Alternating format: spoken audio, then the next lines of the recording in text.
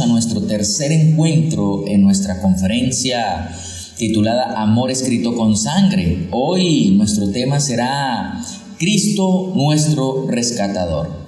Quien le acompañará, su servidor, el pastor Ricardo Borges. Hoy hablaremos, por supuesto, de un Dios, de un Jesucristo rescatador. Quiero decirles que las fiestas bíblicas del pueblo de Israel eran ventanas abiertas para el conocimiento de la salvación. Entenderlas es esencial porque eran la manera que Dios usaba para enseñar al pueblo que la religión es festiva y alegre. Las fiestas también celebraban el plan de salvación hecho desde la eternidad. El pueblo de Israel celebraba 7 fiestas a lo largo del año. Estas conmemoraban eventos importantes de la historia nacional, pero también eran simbólicas o tipológicas, ya que señalaban a eventos futuros de mayor magnitud. Otro detalle importante es que la relación simbólica no se verificaba solo en cuanto al evento en sí, sino también con respecto al tiempo. O sea, los eventos, podemos decir, tipificados por las fiestas tenían una correspondencia temporal o cronológica. Las fiestas en Israel ocurrían en 2 estaciones del año, primavera y otoño. Las fiestas de primavera eran la Pascua, panes ácimos, primicias y Pentecostés. Señalaban a los acontecimientos relativos al primer advenimiento de Cristo, mientras que las de otoño, como trompetas, expiación y tabernáculos, señalaban a los acontecimientos relativos a la segunda venida de Cristo. La primera fiesta celebrada en la historia de Israel fue, por supuesto, la Pascua. Pero ahora, ¿cuál es el origen de la Pascua? ¿Cuándo fue celebrada la primera Pascua? Vamos a invitarte allí donde estás a tener una oración, cerrar los ojos y vamos a comunicarnos con nuestro Creador.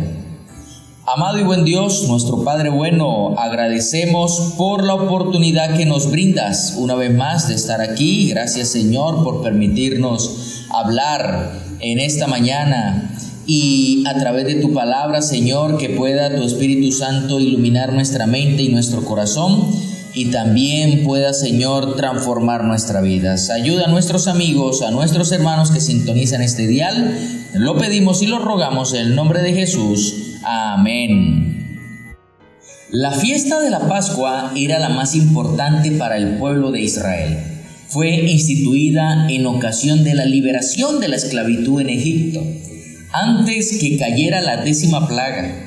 Moisés recibió instrucciones divinas para que cada familia israelita separara un cordero. Este debía ser sin defecto, macho de 1 año. Debía ser separado el 10º día del primer mes, Abib, y mantenido hasta el día 14, cuando debería ser sacrificado al atardecer. Eso lo encontramos en Éxodo capítulo 12, versículo 1 y 6. Luego de la muerte del cordero, su sangre debía ser pintada en los dinteles y marcos de las puertas de las casas. Y la carne del cordero debía ser asada en el fuego y consumida a la noche, con panes sin levadura o panes ácimos y hierbas amargas. A la medianoche, ya el día 15 de Abib, una calamidad recayó sobre Egipto. Murieron todos los primogénitos en las casas que no tenían sangre en sus puertas. La mortandad se extendió hasta los primogénitos del ganado y de los animales domésticos en toda la tierra de Egipto. Éxodo capítulo 12, versículo 29 y 30. Fue así como Dios manifestó su poder hasta que finalmente Faraón permitió que el pueblo de Israel fuese liberado de su cautiverio. liderado por Moisés, por supuesto. Ellos iniciaron su marcha hacia la tierra prometida. Sin embargo, Faraón y su ejército, enfurecido, los persiguió. Cuando llegaron al Mar Rojo, dice la historia bíblica, el relato bíblico, se vieron acorralados. Fue entonces que una vez más el poder de Dios se manifestó. El mar se abrió para que ellos pasaran y después se cerró, destruyendo todo el ejército de Faraón. Con mano poderosa, Dios liberó a su pueblo en celebración de la liberación del cautiverio de Egipto. La fiesta de la Pascua ha sido celebrada hace milenios por los judíos hasta hoy. Ahora, además de celebrar la liberación del cautiverio de Egipto, pregunta, ¿qué más simbolizaba la fiesta de la Pascua? La simbología de la Pascua puede ser interpretada de dos maneras objetivas. Primero, con la liberación del pueblo de Israel del cautiverio de Egipto, después de siglos de opresión. Segundo, y más importante, la Pascua señalaba la liberación del cautiverio del pecado por medio de Jesucristo, el verdadero Cordero Pascual, 1 Corintios capítulo 5, versículo 7. El Cordero ofrecido en la Pascua tenía algunas características distintivas. Tenía que ser macho, sin mácula ni defecto, y tenía que morir en la flor de la edad. Pero más que eso, representaba la pureza espiritual de Jesús, quien vendría al mundo puro y jamás cometería pecado. Isaías capítulo 53, versículo 9 y 1 Pedro capítulo 2, versículo 22. Nadie podía señalar, ningún pecado en Jesús. San Juan capítulo 8, versículo 46 y 48. El Cordero Pascual no podría, bajo ninguna circunstancia, tener un solo hueso quebrado, pues Jesús, a quien representaba, sería muerto sin que ninguno de sus huesos fuera quebrado, lo que era un indicativo más de su perfección. San Juan capítulo 19, versículo 32 al 36. El cordero debía ser asado entero, lo que significaba que Cristo sería completamente molido por nuestras iniquidades. Isaías 53, versículo 5. Ahora, ¿Cristo murió como un criminal? ¿O cuál es la relación entre los sacrificios del cordero y la condenación de los criminales? En Israel los peores criminales eran condenados a morir colgados en un madero. Como advertencia a la sociedad, quien sufría esta muerte era considerado el peor tipo de persona, el más malvado, el más criminal. El propio Dios había instruido a Moisés, porque maldito por Dios es el colgado. Deuteronomio capítulo 21, versículo 23. Es curioso que pocos versículos antes, en el texto de Deuteronomio, el último crimen digno de muerte que es mencionado es el de un hijo rebelde y desobediente. Este debía ser apedreado y muerto. Trágicamente, Cristo, el divino Hijo de Dios, a pesar de que solo había hecho el bien en su vida, a pesar de haber sido perfecto y obediente, fue considerado como uno de los peores criminales y destinado a la muerte y muerte de cruz. Filipenses capítulo 2, versículo 8.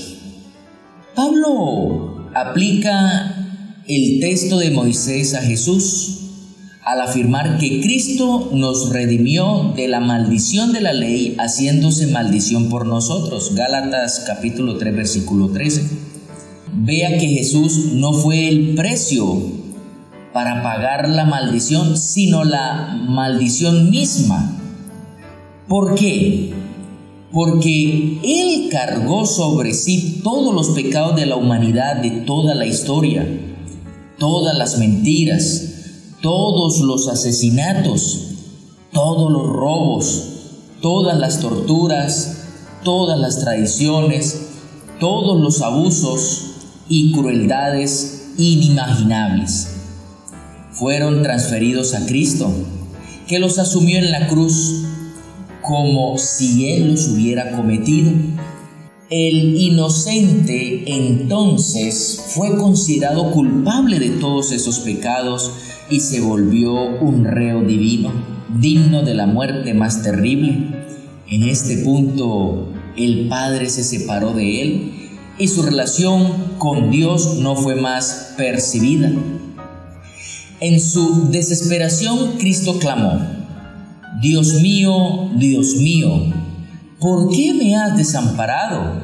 San Mateo capítulo 27, versículo 46.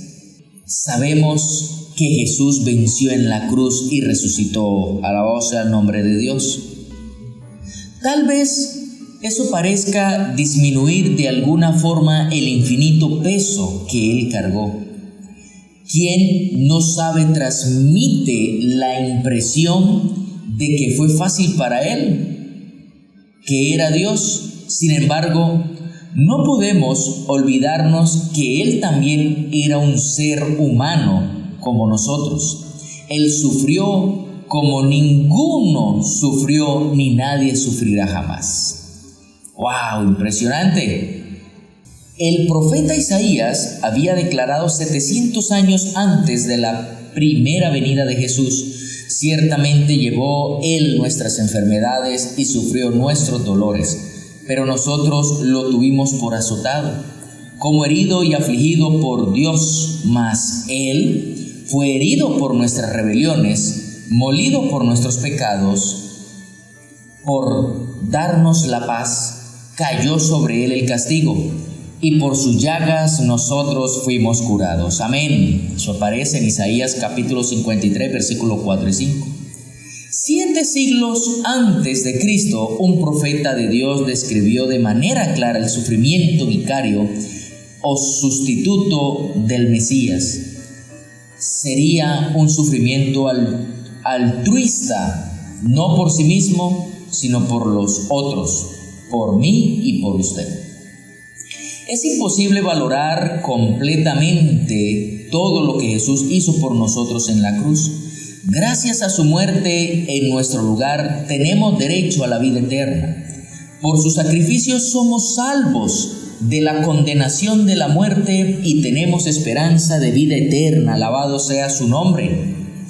Quiero decirles que así como la sangre del Cordero Pascual debía ser pasada por los dinteles de las puertas para librar a los primogénitos de la muerte, hoy la preciosa sangre de Cristo debe ser pasada sobre nuestro corazón para que usted y yo estemos libres de la muerte eterna. El sacrificio ya fue realizado, amigo. Su salvación es ofrecida por aquel que dio su vida para que usted tenga la oportunidad de ser salvo gratuitamente. Pero a Él le costó muy caro. Hoy Cristo lo invita a aceptar su preciosa sangre para purificar sus pecados y transformar su vida. No lo deje para mañana. Tome ahora su decisión mientras hay tiempo. Permita que Cristo reine en su corazón y en su vida. Vamos a orar en este momento. Les invitamos a cerrar sus ojos allí donde están y vamos a orar.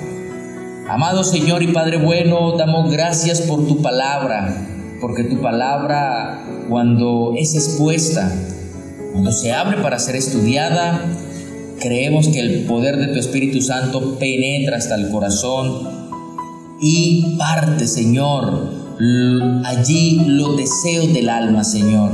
Ayúdanos a entender tu palabra, ayúdanos a ser hacedores de tu palabra. Bendice a nuestros amigos, a nuestros oyentes, que ellos puedan tomar una decisión sabia para seguir a Cristo Jesús, y bendice sus hogares. Lo pedimos y lo rogamos en el nombre de tu Hijo amado, Cristo Jesús. Amén. Por el momento, mi amigo y amiga, hemos llegado al final de esta conferencia. Gracias por acompañarnos. en Amor Escrito con Sangre. Quien les acompañó, el pastor Ricardo Borges. Sintoniza mañana a la misma hora y te invito a que invoques al Señor, porque Él responderá siempre. Nos liberará, nos ayudará, nos glorificará, nos saciará de larga vida y nos mostrará su salvación.